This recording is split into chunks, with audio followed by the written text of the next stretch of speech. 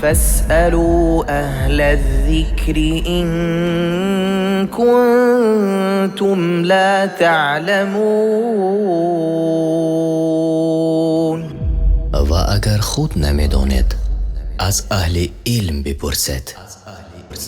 سوال دیگر نیز چنین آمده است درباره خواندن نماز و طرز درست خواندن نماز.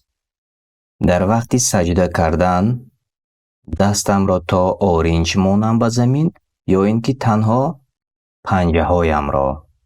در صحیح مسلم از حدیث براء رضی الله عنه آمده است که جناب رسول الله صلی الله علیه و سلم فرمودند اذا سجدت فضع کفیک وارفع مرفقیک.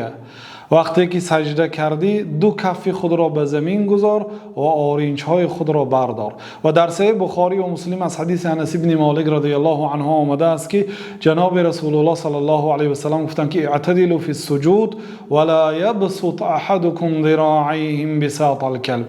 در سجده معتدل باشید و یکی شما ذراع خود را در سجده پهن نکند مانند پهن کردن سگ.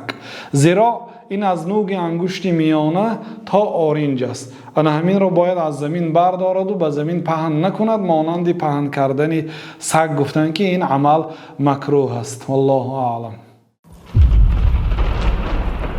فاسألوا أهل الذكر إن كنتم لا تعلمون.